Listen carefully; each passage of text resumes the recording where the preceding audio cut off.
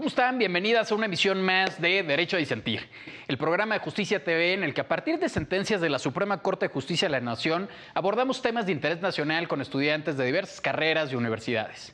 Hoy vamos a platicar sobre la defensa técnica adecuada.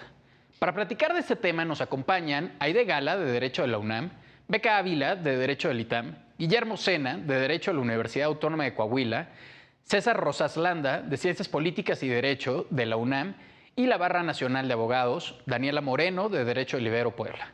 Yo soy Amadeo Díaz Moguel, para variar, también soy abogado, y estamos en Derecho a Disentir. Comenzamos.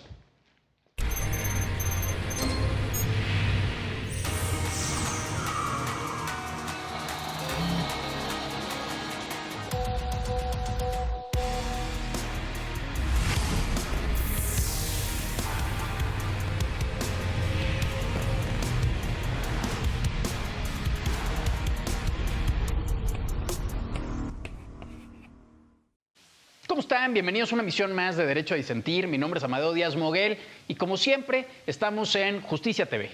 El día de hoy platicaremos sobre la defensa, sobre la calidad de los abogados, sobre realmente la determinación o la acreditación de un defensor. Este es una contradicción de tesis ante la Suprema Corte de Justicia de la Nación, en donde se evalúa si la acreditación de un defensor, específicamente en este caso, dentro de un procedimiento penal acusatorio y oral, se puede acreditar simplemente con estar valga la redundancia, se acredita con el hecho de estar registrado más bien en el centro penal en turno, o si es necesario también exhibir la cédula profesional para acreditar evidentemente el título de licenciatura en Derecho y la debida defensa de, en este caso, pues el indiciado. Para platicar de este tema, como les había platicado, pues tenemos, como les había comentado, tenemos un amplio foro, la verdad es que todas y todos abogados, así que pues bienvenidas y bienvenidos, yo creo que se va a poner bastante interesante. Arrancamos contigo, Guillermo. Cuéntame, Guillermo, ¿cuáles son los hechos del caso? ¿Cuáles son las consideraciones que emite la Suprema Corte en esta contradicción de tesis? Y al final, ¿cuál es la resolución que da? ¿Qué criterio debe prevalecer? Te escucho. Hola, buenas tardes, Amadeo. ¿Cómo están todos y todas los que nos escuchan? Mi nombre es Guillermo. Y bueno, el día de hoy nos reúne el tema de la contradicción de tesis 405-2017. Esta contradicción de tesis habla precisamente de lo que ya mencionábamos, el tema de si se necesita uno como abogado postulante presentar tu cédula profesional para poder empezar a diligenciar y a representar a alguien, ¿verdad?, frente al juez. En esta contradicción de tesis nos encontramos un par ahí de criterios previamente emitidos por tribunales colegiados de circuito o mismas tesis aisladas de la Suprema Corte. Por ejemplo, partimos desde el supuesto donde la diferencia entre nos definen ahí, por ejemplo, cuál es la diferencia entre un título y la cédula profesional. Nos menciona, por ejemplo, que el título es pues es ese certificado emitido por una institución académica que te acredita que tienes precisamente el conocimiento técnico sobre las ciencias jurídicas. Y por otro lado, la cédula profesional no es más que un registro administrativo frente a la autoridad judicial competente que nos acredita precisamente este requisito previo, que tú tienes un título que te certifica con conocimientos de abogado. Por ahí también menciona esta contradicción de tesis aquellos criterios donde menciona que nada más basta, ¿verdad?, con mencionarle al juzgador que tú eres un abogado y que tú eres un licenciado en Derecho, porque se supone, partimos de que se supone que para tú poder ya estar frente a esta audiencia, tú ya debiste de haber desahogado estos requisitos previos, como acreditar tu personalidad y tu capacidad profesional con las mismas autoridades del juzgado. Entonces, tenemos esta primera tesis donde nos dice que no hay problema, con el simple hecho de mencionar que eres abogado basta. Por otro lado, encontramos también otra tesis ahí de un tribunal colegiado de circuito que menciona que no basta nada más con mencionarlo, sino que también tienes que tú acreditarlo con copia certificada de tu cédula. Hay otra tesis que dice que es premisa, ¿verdad?, del juez de control, pues precisamente asegurarse de que estos requisitos se cumplan. Y bueno, finalmente en esta discusión de si se necesita o no se necesita, la Corte, ¿verdad?, concluye en una jurisprudencia, ya la jurisprudencia que está utilizando ya como criterio, que dice que sí se necesita mostrar la cédula profesional, o con el simple hecho de mencionarla y registrarla previamente con las autoridades del juzgado, pero sí mencionan la necesidad de mencionar este dato para el tema de que como las audiencias, ahora el sistema acusatorio y oral está todo grabado, pues que queden las videograbaciones, y una vez, si es que es materia de impugnación o materia ahí de duda, pues ya con la declaración verbal que se haga en la audiencia y con la verificación posterior de que se hizo efectivamente el registro, pues ahí pudiéramos nosotros comprobar que efectivamente el abogado es titulado y con cédula. Por ejemplo, también mencionaban otro supuesto en la sentencia: ¿qué pasa con los defensores públicos? Uno, como defensor público, tienes tu respaldo institucional, pero aquí este criterio la Corte menciona que no basta, ¿verdad?, con que tu defensoría pública te den tu nombramiento como defensor, sino que aparte también tienes que hacer todo este llenado de la cédula profesional y tu título ahí en el juzgado, no obstante que tú seas un defensor público. Y esto, la verdad, yo sí lo veo conveniente por el tema de que muchas personas, en su ignorancia, en su necesidad y en su desesperación por una defensa correcta y adecuada, pues a veces terminan yendo por asesoría con abogados que por el precio, por la accesibilidad, no se toman el tiempo de verificar que efectivamente sean abogados titulados y con cédula. Entonces, pues termina sucediendo que están siendo representados por gente que ni siquiera se ha titulado. Entonces, pues es un tema súper interesante, y la verdad que bastante se le puede sacar mucha discusión, y pues a grandes rasgos esto es lo que se trata el tema de hoy, Muchas ¿no? gracias, Guillermo. Beca, levantaste la mano, te escuchamos. Sí, bueno, creo que Guillermo ya narró todo bien, pero yo tengo el derecho a disentir con algo que dijo, Adelante. la verdad es que, sobre todo, bueno, en el tema de la Defensoría Pública, yo mientras estaba leyendo la tesis digo, claro que existe un derecho constitucional para que ante todo juicio una persona tenga, o sea, la redundancia, derecho a la defensa. Obviamente el derecho a la defensa es algo importantísimo, es un derecho fundamental, pero creo que esta cuestión digo, y voy a hablar muy ignorantemente, la verdad yo no estoy nada especializada ni sé mucho de los juicios acusatorios, pero creo que el hecho y la obligación de acreditar a una persona como un abogado no lo tiene, o sea, no es una facultad meramente del juez en el momento del juicio. O sea, creo que por un poquito de cuestiones como de economía judicial y por tiempos y por cuestiones, o sea, se me hace ya un protocolo muy, no sé, o sea, innecesario que en el momento justo de la audiencia el juez tenga que acreditarlo, cuando en teoría ya debió de haber existido un proceso, existen personas antes y existe asistentes, también por ejemplo en las demandas y todo, existen mecanismos para acreditar que la persona que te está representando en realidad es un abogado y que se está cumpliendo el derecho a la defensa. O sea, la verdad se me hace un poquito, no sé, como que protocolario, innecesario el hecho de que el juez lo tenga que hacer ahí otra vez y sí, muéstrame la cédula. No sé, como que siento que no. De acuerdo, gracias, Beca. Aide, cuéntanos un poquito más sobre el sistema penal acusatorio y oral, por favor. Así que en tu experiencia, pues tú tendrás mucha experiencia al respecto. Platícanos un poco más para ir poniendo en contexto la discusión. Efectivamente, quienes nos ven y demás no necesariamente conocen a detalle cómo opera el sistema penal acusatorio y las diferencias también, digamos, con respecto al interior, digamos, para ir poniéndolo sobre la mesa. Ya lleva un rato, pero pues todavía no estamos acostumbrando a él. Claro que sí. Bueno, en cuanto a que se tiene que verificar en cada una de las audiencias, y en la audiencia inicial es muy importante que nosotros como abogados de defensa tengamos que exhibir nuestra cédula. Esto para dar certeza al juez o al tribunal que contamos con los conocimientos.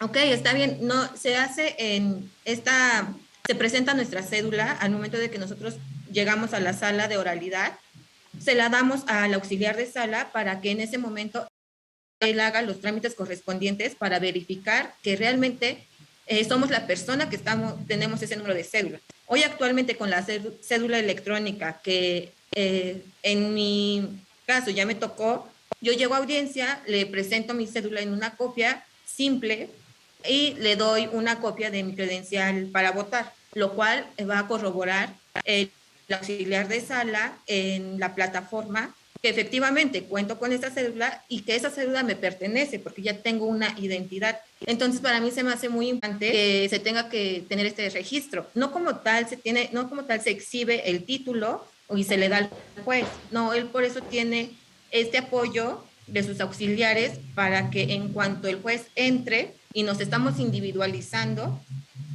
el juez le requiere a su auxiliar de sala que le rinda el informe si realmente las personas que estamos individualizándonos y vamos a protestar el cargo, contamos con esta, es básico y no nada más tenemos que enfocarnos en que tengamos que presentar un documento, sino contar con los conocimientos en el nuevo sistema penal acusatorio.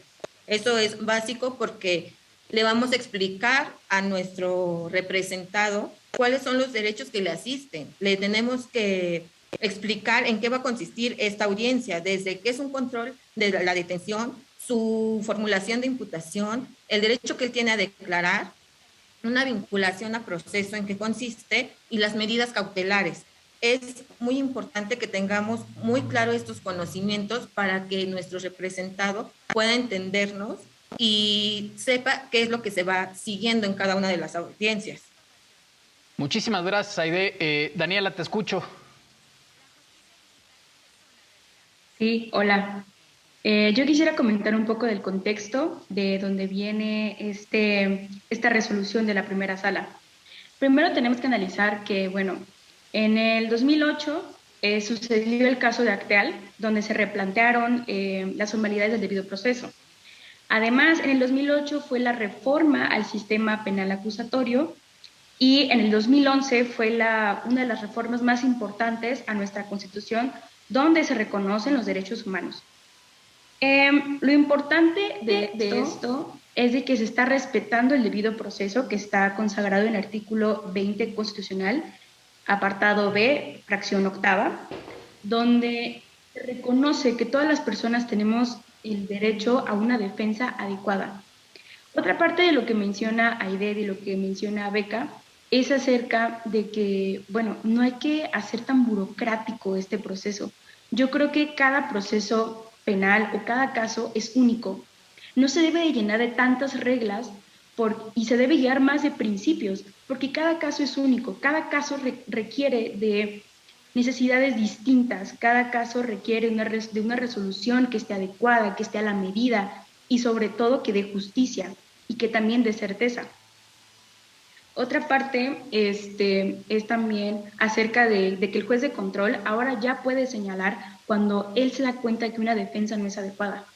Y eso es una parte muy importante, porque es parte de garantizar precisamente que, ok, yo estoy de que tu abogado o tu defensor no tiene el nivel técnico para defenderte adecuadamente y asegurarte esos derechos, entonces yo te puedo decir, ¿sabes qué? Bueno, como juez de control, te puedo decir, ¿sabes qué? Lo mejor sería que busques otro defensor que te pueda garantizar un proceso. Porque es esa parte de que, bueno, en la litis, para que exista la litis, tienen que haber dos, tienen que haber contrapartes y tampoco debe haber desequilibrio, debe haber un equilibrio para que, ok, esas dos personas empiezan aquí, pero en el proceso se va a empezar viendo quién avanza, pero tenemos que salir del mismo lado, o sea, para llegar a la meta, que es la justicia. Entonces, es esa parte de poder decir, ¿sabes qué? No, yo como el imputado también tengo el derecho a que me defiendan correctamente para que ya sea en el proceso, pues nadie sabe, bueno, también sabe la presunción de inocencia, nadie sabe si soy culpable o no, pero yo tengo derecho a que me defiendan correctamente, de que me defienda un abogado, de que tenga las bases técnicas para poder elaborar mi proceso y poder llevarlo de una forma correcta. Totalmente de acuerdo. Uno de los principios evidentemente más importantes del debido proceso es el principio de una defensa adecuada y por supuesto, como bien decías, Daniela, de la presunción de inocencia. Efectivamente es un tema importante, o sea, parece más bien un tema de trámite, pero es un tema muy importante cuando hablamos de defensa. Platícanos un poco, César, ¿cuál es la importancia, digamos, de que una abogada o un abogado se acredite frente al procedimiento y particularmente en un contexto penal, acredite pues el hecho de contar con un título y de contar particularmente con una cédula profesional que lo valide como licenciado en Derecho o abogado? Claro que sí, Amadeo, y voy a concatenar tu pregunta con lo que mencionó Beca, con lo cual tengo que decir que estoy plenamente en contra, o sea, difiero plena y totalmente. ¿Por qué? Bueno, claro que es importante la economía procesal y la economía judicial, claro que lo es.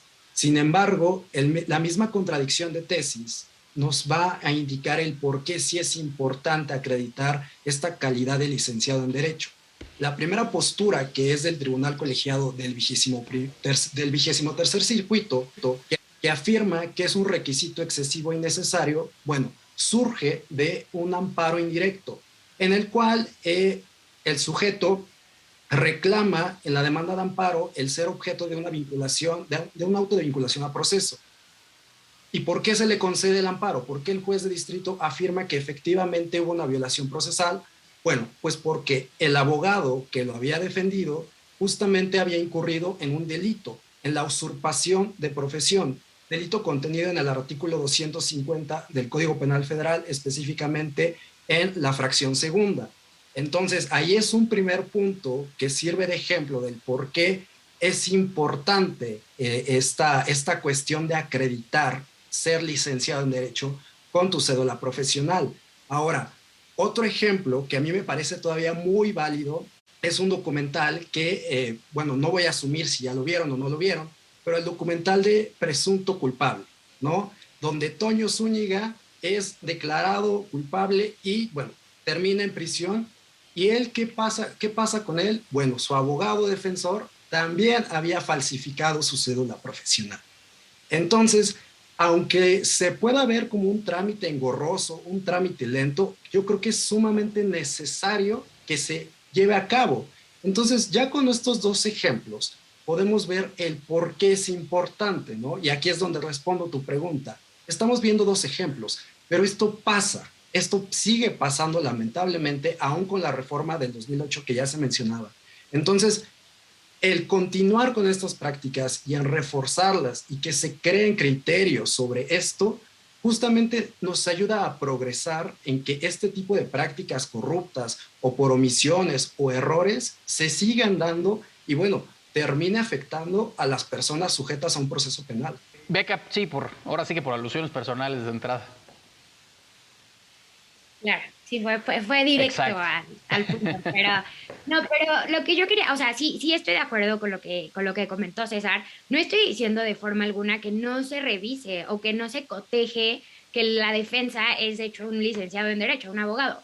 Pero creo que aquí hay dos puntos importantes. Uno que me pareció fenomenal fue el que dijo Aide, que a pesar de que tú tengas tu cédula profesional, o sea, lo que dijo que para los juicios, bueno, en realidad para cualquier juicio, ¿no? Tienes que ser un especialista en la rama. Yo lo mencioné, yo la verdad es que no sé nada de penal. Pero si yo, o sea, cuando llegue a tener mi cédula, podría representar a cualquier persona y decir, sí, ahí está mi cédula. ¿Quién garantiza realmente que tengo los conocimientos para defender adecuadamente a esa persona? O sea, creo que ahí vamos a otro punto. Digo, chance me estoy desviando cañón, del que la cédula per se y demostrarle al juez que eres abogado en realidad, obviamente es un requisito y un abogado lo tiene que defender, pero realmente ¿quién te comprueba? O sea, tu cédula no te comprueba que vas a tener los conocimientos precisos para poder defender a la persona. Entonces yo creo que en primera deberían de haber otros mecanismos que realmente cotejen y pues sí, comprueben que la persona y la defensa va a ser una persona adecuada, una defensa adecuada que va a poder pues llevar el proceso del imputado. Y la segunda, bueno, mi segundo punto es que creo que uno de los puntos importantes, uno de los objetivos para la reforma penal es que los juicios eran larguísimos. y que de verdad eran trámites excesivos y eran burocráticos y bueno, los expedientes se llenaban de puro hoja que de verdad ni servía para nada. Entonces, creo que uno también de los puntos fue acelerar los procesos, hacerlos más rápidos y creo que caer justo en este tipo de trámites burocráticos va en contra del mismo sentido, de la esencia misma de lo que inspiró la reforma. Entonces, no digo que no tengan que comprobar, claro que se tiene que comprobar, claro que tú tienes que llevar una cédula, pero no tiene por qué ser un requisito, porque a mí me parece más un requisito formal en un juicio que en teoría tiene el objetivo de hacerse más corto. O sea, hay parámetros antes y como dijo Aide, antes están los auxiliares de los jueces, que ellos son los que cotejan. Si ellos ya lo cotejaron, ¿por qué entonces el juez lo tiene que volver a hacer? O sea, siento que es un poco, pues no sé, seguir con el protocolo abogadesco de los juicios, ¿no? O sea, pero no sé, es mi punto. Sí, entiendo tu punto. Creo que efectivamente, o sea, como que pareciera que siempre dentro de la justicia mexicana es papel más papel y en este caso pues se reduce en un trámite más trámite. Me queda claro. Supongo que también lo que comenta César y los precedentes que han existido al respecto, pues sí hay, digamos, un criterio de utilidad con respecto a validar el hecho de que la persona que está representando a alguien es una abogada o un abogado, pues, o sea, por las implicaciones que puede llegar a tener. Aide, no sé si tengas tú algún comentario con respecto a lo que han platicado tus compañeros. ¿Estás de acuerdo o no estás de acuerdo? ¿Crees que es innecesario, que se podría eficientar de alguna forma? Sí, claro que sí, Amadeo.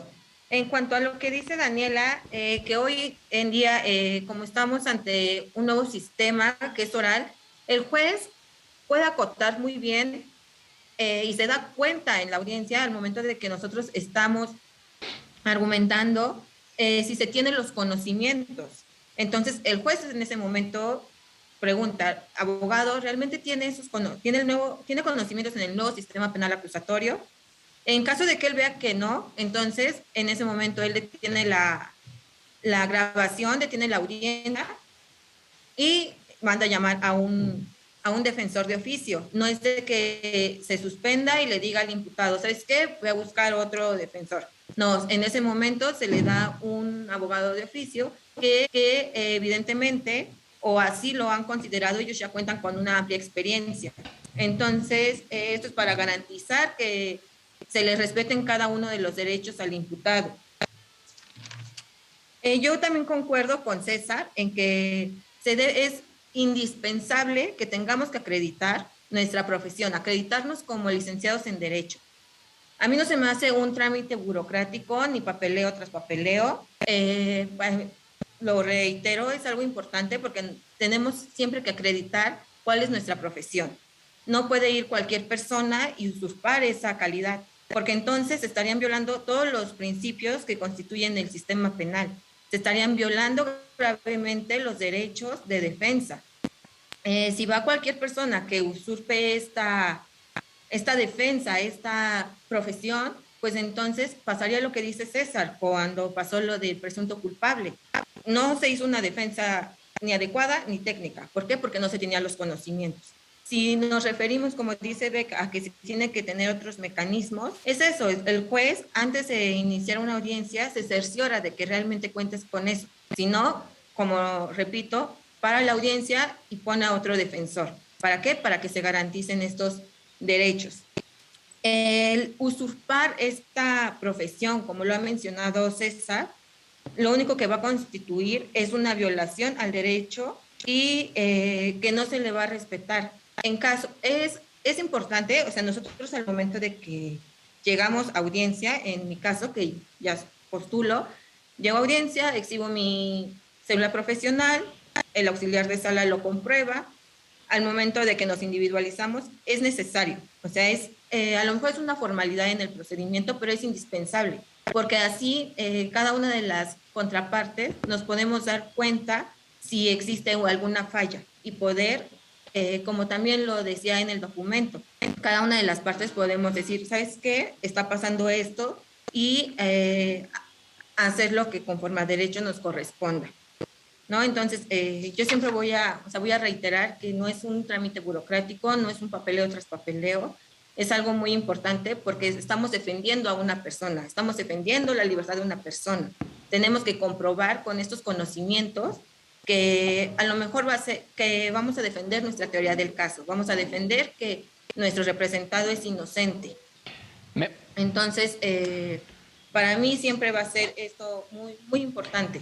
Me parece sumamente importante lo que nos comentas, Aide, y además, pues precisamente lo que hay que hacer y lo que hace la contradicción de tesis al final del día es hacer una evaluación, es decir, ¿qué pesa más? ¿Qué es más importante? El hecho de quizás, en este caso, y lo que se ha discutido hasta el momento, tener un trámite más o estar completamente seguros, garantizar el hecho de que la persona que se presenta como un defensor de algún indiciado o alguna indiciada tiene los requisitos suficientes, particularmente la licenciatura en Derecho, que lo acredite como un defensor adecuado para dicha persona. Y me parece además que justo estamos entrando a una de las cosas más importantes, que es precisamente qué es tener una defensa adecuada, qué nos acredita como licenciados en Derecho, como unas personas capaces de llevar una defensa adecuada. Simplemente el hecho de habernos graduado de la escuela, existen miles de escuelas actualmente de Derecho, y si simplemente eso pudiese ser el único requisito que debería existir.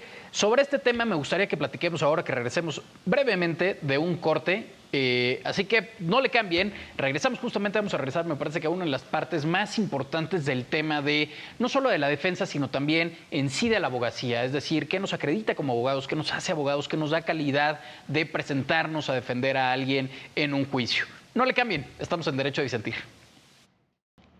¿Cómo están? Estamos de vuelta en Derecho a Disentir. El tema del día de hoy es la defensa. La defensa, ¿qué acredita a alguien como abogado?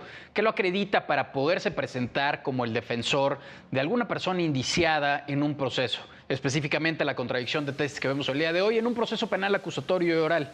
Hemos discutido en este primer bloque, nuestras invitadas y nuestros invitados nos han dado luz sobre no únicamente los hechos, digamos, que constituyen esta contradicción de tesis evaluada por la Suprema Corte de Justicia de la Nación, sino también cómo opera el sistema penal acusatorio y oral, cuáles son los requisitos cuando una persona se presenta como un defensor, ya sea desde la parte privada o desde la parte pública, es decir, un defensor público, cuál es su participación ahí, cuáles son los requisitos que tienen que cumplir precisamente para poder llevar la defensa de alguna persona indiciada.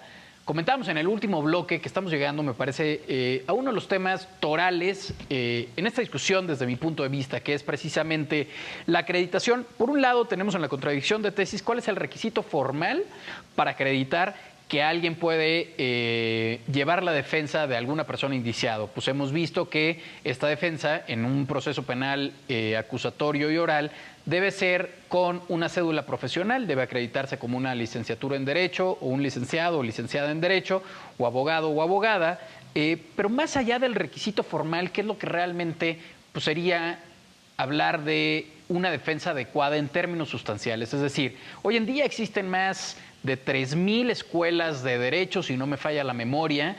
Hay una producción masiva realmente de abogados a nivel nacional.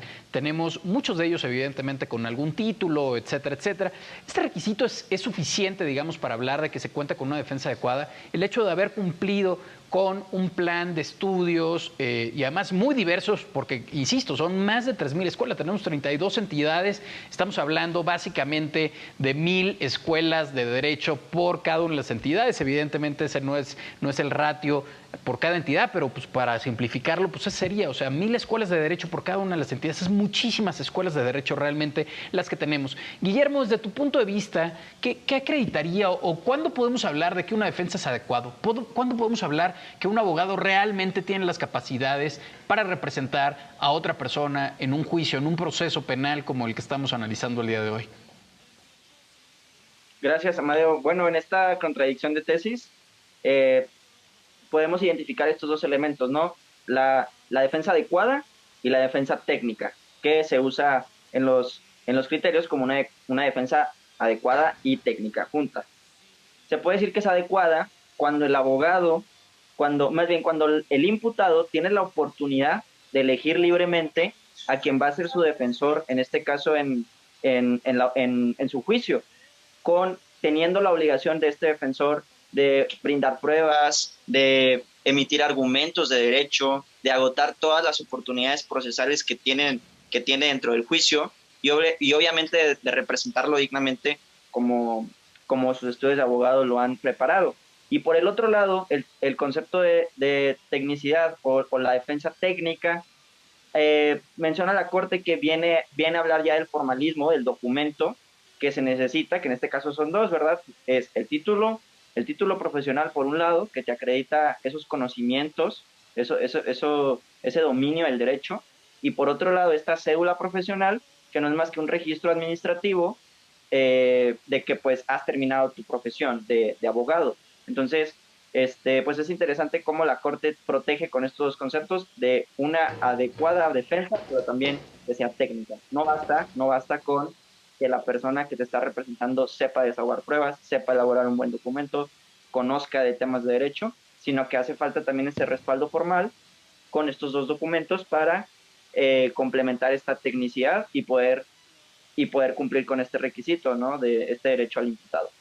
Muchas gracias, Guillermo. Beca, una de las grandes discusiones que hay allá afuera, digamos, cuando se habla precisamente de quién es un abogado y quién es una defensa adecuada o qué constituye una defensa adecuada, se habla inevitablemente del tema de colegiación. Es decir, pertenecer a un colegio de abogados que dé alguna acreditación adicional a los conocimientos, a los fundamentos que tiene cada una y cada uno de los egresados de una licenciatura en Derecho. Se pone como contraejemplo regularmente pues el caso de Estados Unidos. En Estados Unidos existen las famosas barras, que son las barras de cada uno de los estados, en donde no solo necesitas haberte graduado de la escuela con todos los requisitos formales y demás, etcétera, obtener tu título de lo que sería la homologación de un título de licenciatura en Derecho en México, sino también tienes que pasar un examen. Ese examen es exclusivo y es propio de cada uno de los estados de los Estados Unidos de Norteamérica y te da, digamos, autorización para poder actuar como abogado, para poder llevar casos, para poder llevar una representación dentro de esa demarcación territorial. Si quisieses, digamos, litigar no solo en Carolina del Norte, sino también en California, pues tendrías que hacer otro examen en la barra de California, etcétera, para probar, digamos, que tienes un conocimiento sólido. Se habla mucho de eso dentro de las discusiones, el tema de colegiación. En México, por supuesto, tenemos algunas barras que no son colegiación como la de Estados Unidos. Está la Barra Mexicana de Abogados, está el Ilustre Colegio de Abogados, etcétera, y muchas otras que realmente cumplen un papel muy distinto al de Estados Unidos y no es una acreditación. Pero se habla de que debería haber un examen precisamente posterior a la universidad. ¿Te parece esto algo que deberíamos estar discutiendo, algo probable, deseable, etcétera? Sí, la verdad es que yo creo, digo, obviamente no podemos comparar para nada el sistema mexicano al gringo, pero creo que de verdad, o sea, y era mi punto hace rato, el simple hecho de tener bueno, no es simple porque cuesta mucho, pero el hecho de tener una cédula profesional como abogado, eso simplemente dice que eres un abogado, pero creo que no garantiza que vayas a tener una defensa, pues, adecuada o que tengas los conocimientos necesarios para poder defender a una persona en un juicio y más sobre temas penales. Yo la verdad creo que, yo sí soy partidaria del tema de los colegios, la verdad es que creo que las especialidades son para algo, creo que de verdad, digo, por ejemplo, no un caso muy básico y muy tonto tal vez podrá sonar, pero a ver, si yo necesito un cardiólogo, no me voy a ir con un doctor que tenga su cédula profesional como doctor, pero al final es ortopedista. No sé, o sea, y siento que es igual y muy parecido con los abogados. O sea, yo podré ser abogada, sí, pero por ejemplo, yo actualmente me dedico a cosas legislativas. No tengo los conocimientos necesarios, por muy abogada que sea, para poder defender a una persona en un juicio acusatorio. Entonces creo que al final, yo la verdad es que sí soy partidaria de los colegios y creo que va más un tema, y era justo de los mecanismos que mencionaba, es un tema de no solamente comprobar que eres abogado, solamente validar que eres un abogado. Se trata de validar que vas a ser un abogado adecuado para poder llevar la defensa correcta de tu cliente y poder salvaguardar todos los derechos, todos sus derechos. Entonces creo que sí debe de haber mecanismos, más que un simple trámite de que el juez revise que eres abogado y ya. No, o sea, se tienen que cerciorar de que seas una correcta defensa y que pueda llevar de manera adecuada el juicio de una persona, y más en un tema tan importante como son los penales. Totalmente. Entonces yo sí soy partidaria. Totalmente de acuerdo. Digo, por ejemplo, en mi caso, pues yo también estudié Derecho, me he dedicado básicamente toda mi vida a la Administración Pública Federal y evidentemente no me sentiría, digamos, en capacidad de representar a alguien en un proceso penal acusatorio, vaya, o sea, y tengo mi título, tengo mi cédula, etcétera, o sea, en términos formales podría apersonarme ahora sí en una sala y acreditar el hecho de que tengo las facultades y la defensa adecuada, pero en sustancia pues no lo sé, ¿eh? O sea, realmente mi experiencia ha estado en otro sector. Daniela, ¿tú qué opinas al respecto? ¿Crees que es un tema que deberíamos estar discutiendo, el hecho de ponerle un requisito más para aquellas personas que deseen litigar, que deseen llevar, digamos, pues ahora sí ser abogados practicantes realmente? Por supuesto, creo que es un tema que debería discutirse más.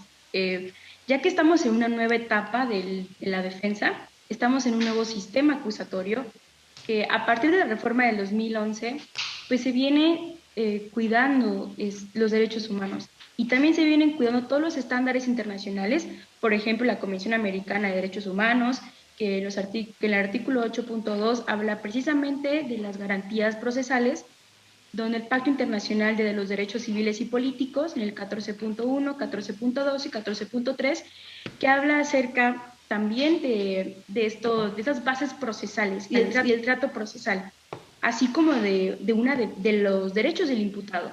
Y uno de los derechos del imputado es una defensa adecuada. Además, yo creo que cuestionarnos acerca de, bueno, ¿es necesario contar con una cédula y con el título? ¿O también se necesitan algunos requisitos técnicos para asegurar esos derechos humanos del imputado? Yo creo que también podríamos hablar de un enfoque diferenciado, porque también la defensa adecuada implica para personas indígenas, también para personas que tienen una discapacidad, una persona sordomuda, una persona, no sé, que tiene una capacidad diferente. Entonces, a seguirse cuestionando acerca de qué significa una defensa adecuada y cómo podemos salvaguardar los derechos del imputado es algo que nos va a permitir avanzar en el sistema penal acusatorio. Porque si bien ahora estamos en uno diferente, aún hay criterios formales y solemnes del anterior, del inquisitivo. Pero eso es lo importante, de que el derecho no se estanque, de que espacios como este nos sirvan para poder decir, ¿sabes qué? Está bien, ahora el juez de control está facultado para advertirle al imputado de que no está teniendo una defensa adecuada, de que el abogado que lo está representando no tiene la capacidad técnica. Entonces, a partir de esto podemos elaborar cada vez más criterios que impulsen a que el derecho se vaya adaptando a las necesidades de la sociedad, porque el derecho no es estático. Lo importante es que el derecho siga y siga y siga, de que se vayan abriendo cada vez más espacios, de que se vaya como que ampliando el panorama, de decir, ¿sabes qué? Las condiciones no son iguales para todos. Sin duda.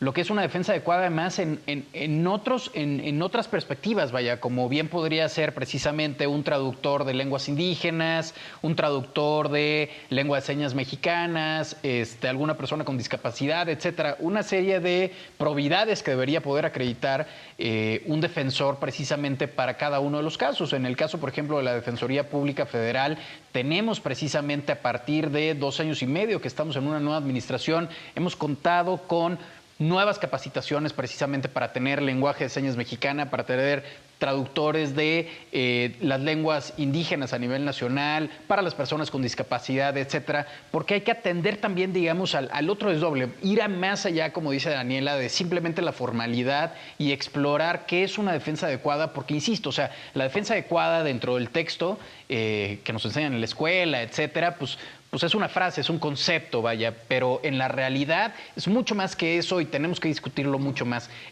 Tenemos que ir rápidamente a un corte. Regreso con ustedes. Me gustaría conocer la opinión de Aide y de César precisamente sobre el tema de la colegiación. Todavía no hemos abordado su punto de vista. Y después vamos contigo, Beca, que tenías por ahí la mano levantada.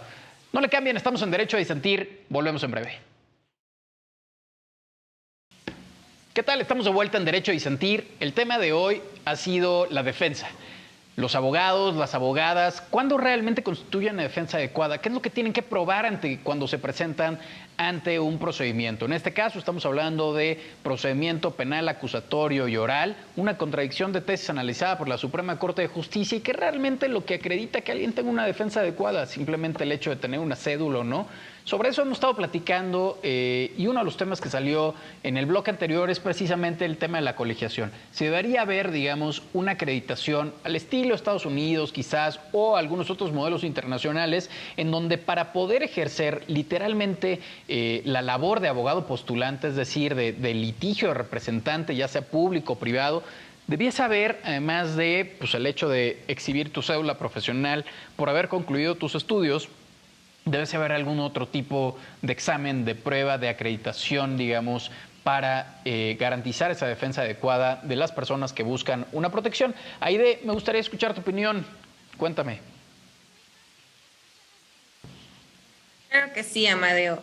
Mira, para mí el tema de la colegiación me parece que es un tema sumamente importante porque de esta manera vamos a garantizar que tenemos los conocimientos en cualquier rama del derecho, no nada más en la rama del derecho penal y en este nuevo sistema, sino en cada una de las ramas que conforman al derecho. Es muy importante que se tenga esta certificación para demostrar que se cuentan con la capacidad y con los conocimientos suficientes para poder llevar una defensa, para darle a mi representado esta certeza de que tengo los conocimientos amplios para protegerlo, para proteger cada una de las garantías de las cuales tiene. En cuanto a lo del defensor público, también me parece un tema importante porque no nada más es de que sea defensor público o alguien que quiera ser defensor público entra a la defensoría y se convierte en abogado defensor. No, a mí me queda muy claro que para ser defensor sale una convocatoria en la cual se hacen varios exámenes, se pide varias horas que se tengan que cumplir de cursos para que con esto la Defensoría Pública tenga la certeza de que cuenta con conocimientos. Tengo conocimiento, no, sino realmente acreditarlo en cada una de las audiencias, porque para mí es muy importante que no nada más se vaya y se argumente, porque a lo mejor puede ser que un abogado sea de alguna otra rama del derecho y quiera presentarse ante una sala de oralidad en este nuevo sistema y no tenga el conocimiento pleno. Entonces, lo cual estaríamos violentando este proceso, ¿no? Esta defensa adecuada, lo cual ocasionaría que si en algún momento el juez se da cuenta o más adelante nos damos cuenta de que no se tienen los conocimientos, se puede reponer el procedimiento para que se pueda garantizar los derechos de nuestro imputado. De acuerdo. Muchísimas gracias por tu intervención, Aide. César, brevemente, ¿cuál es tu opinión al respecto? Claro, rápidamente. Bueno, a mí me encanta la parte del debate al cual llegamos, porque entonces ya podemos dividir el debate en elementos subjetivos y elementos objetivos, ¿no? Como elemento objetivo, claro, tenemos la cédula profesional, el título de derecho, pero estoy de acuerdo, eso no nos asegura que un abogado es un excelente abogado y en este caso en específico un excelente abogado penalista. Ahora, agregando otro elemento objetivo, el Código Nacional de Procedimientos Penales nos auxilia un poquito, específicamente en el artículo 117, donde nos dice las obligaciones que el abogado debe de cumplir con su cliente, ¿no? Con el imputado. Entonces ahí tenemos otro elemento objetivo. Dentro de los elementos subjetivos, pues ya entraría cosas como que el abogado lea, se prepare, se actualice, esté especializado. ¿Por qué? Porque efectivamente tú bien lo comentabas, ya hay miles de escuelas de derecho. Y yo no quiero entrar en esta cuestión de menospreciar a ciertas escuelas, ¿no? Yo creo que un buen estudiante de derecho, un buen abogado se puede formar donde sea. Entonces yo no voy a discriminar escuelas, pero sí es una realidad que ya tenemos una formación excesiva de abogados. En ese sentido, la colegiación como un requisito, como otro requisito para, digamos, acreditar que hay buenos abogados, sí me parece correcto y podríamos tomar en cuenta el ejemplo que se toma en la justicia penal para adolescentes. Para los adolescentes sí se necesita una cierta especialidad requerida, entonces podríamos tomar este ejemplo y trasladarlo a otras áreas del derecho para, digamos, profesionalizar a los abogados y que entonces todas las personas tengan su respectivo derecho a una defensa técnica y adecuada. Muchísimas gracias, César. Y efectivamente esta distinción es importantísima, sobre todo cuando hablamos de uno de los derechos fundamentales dentro del debido proceso, que es el derecho a una defensa adecuada. La distinción entre un criterio objetivo, que efectivamente es acreditar un papel, acreditar un título, pero ese es tan solo, digamos, la puerta de entrada. Los criterios objetivos son muy importantes y quizás más importantes aún para garantizar efectivamente que una persona indiciada, que algún representado o alguna representada tenga una defensa correcta. Guillermo, voy contigo, dame brevemente tus reflexiones, tus últimas reflexiones sobre este asunto. La verdad es que nos queda muy poco tiempo, da todavía para muchísimo más y ojalá podamos tener un programa específico sobre el tema, digamos, del estatus de los abogados, pero por lo pronto te escucho. Claro, quiero ser muy breve, la verdad, coincido con mis compañeros, el tema de la actualización constante es necesario hoy en día que hay tanto abogado y tanta abogada en nuestro país y pues da tristeza que la mayoría se destaque por su falta de preparación, por su falta de constancia y de actualización. No habría que entrarle ahí a un tema, como dijo nuestra compañera Beca, un tema legislativo de mucho cabildeo, de mucha conciliación ahí con los grupos de poder y con el tema del Poder Judicial para tratar de implementar esto a nivel nacional. El tema de la división por circuitos ya está en el sistema federal, entonces no hay mucho que pensarle más que pura voluntad política, pura voluntad del mismo gremio jurídico. Y pues yo creo que ahorita los jóvenes somos los principales interesados en que toda esa merma de profesionistas ya graduados, ¿verdad?, que se han perdido en esta desactualización, pues puedan, no lo vean como una manera de castigo ni de desactualizarlos, sino como un incentivo para que sepan que hay toda una generación nueva de abogados y abogadas actualizados, con ganas de estudiar. La información está ahorita en internet, crecieron en otra generación, pero bueno, yo creo que nos tocará a nosotros como generación impulsar estos temas ya a nivel legislativo para verlo ya en el tema práctico y que nuestro gremio sea un gremio pues ahora sí que profesional y actualizado. Totalmente de acuerdo, y la profesionalización del gremio, pues evidentemente, como bien dices, Guillermo, requerirá de mucha voluntad. Muchísimas gracias por tu participación y todo el éxito en tu encomienda actual, que es la Defensoría Pública. Es importantísimo realmente la defensa, porque pues al final es la defensa para las personas pues más vulnerables, para las que muchas veces la justicia pues es privilegio y no derecho. Entonces, pues el mayor de los éxitos y un gran saludo hasta allá, hasta la tierra del Zarape, Saltillo, Coahuila. Beca, te escucho, tus últimos comentarios, reflexiones. Bueno, yo al final con lo que me quedo, reflexiono, es que me encantan este tipo de espacios porque la verdad es muy bueno escuchar diferentes puntos de vista, diferentes ideales. La verdad es que, bueno, me encantó la participación de mis compañeros, en especial de Daniela, porque creo que, como ella mencionó, el derecho no es una situación estática. Al final es una situación, es un contexto que se mueve y que es vivo, o sea, que al final tiene que estarse moviendo con los cambios de los tiempos.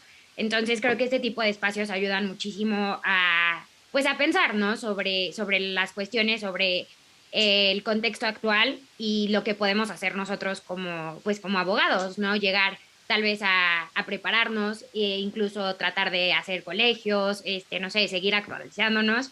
Y siempre pues tratar de hacer lo mejor por nuestros clientes, ¿no? Al final es nuestra responsabilidad y pues sí, es lo que yo creo. Totalmente de acuerdo. Muchísimas gracias por tu participación, Beca. Nos quedamos con esta última reflexión de tu parte. Y por último, Daniela, te escuchamos. ¿Con qué se debe quedar la gente que nos está viendo hoy en día del tema de la discusión que hemos abordado el día de hoy? Pues yo creo que se deben quedar principalmente con que una defensa técnica y adecuada es su derecho humano, de que el momento de que lo necesiten siempre lo tengan presente, porque está consagrado en nuestra Constitución, está consagrado en el Código Nacional de Procedimientos Penales y también está dentro de los parámetros internacionales, como lo mencionó el Comité de las Naciones Unidas. Y más que nada, pues no hay mucho que debatir, porque yo creo que los derechos humanos no se debaten, los derechos humanos se reconocen, se platican y se informan.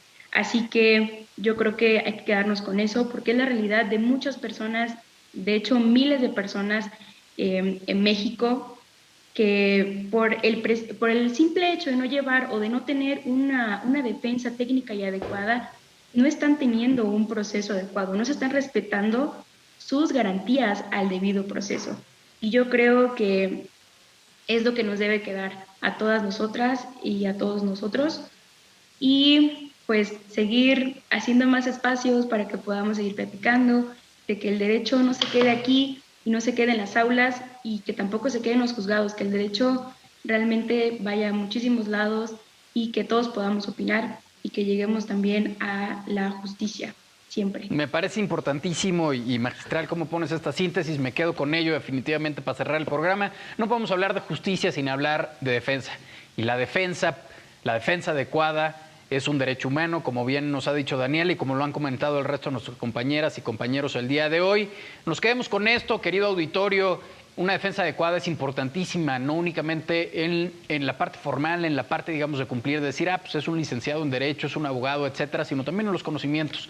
Es un derecho humano que hay que buscar, es un derecho humano al cual el Estado tiene la obligación de garantizar para aquellas personas, por ejemplo, que más lo necesitan. Para eso están los institutos de defensorías públicas, en el Foro Común, por supuesto, en el caso de los locales, y para el caso federal está el Instituto, la Defensoría Pública Federal. Acérquense a ellos, ahí están los teléfonos.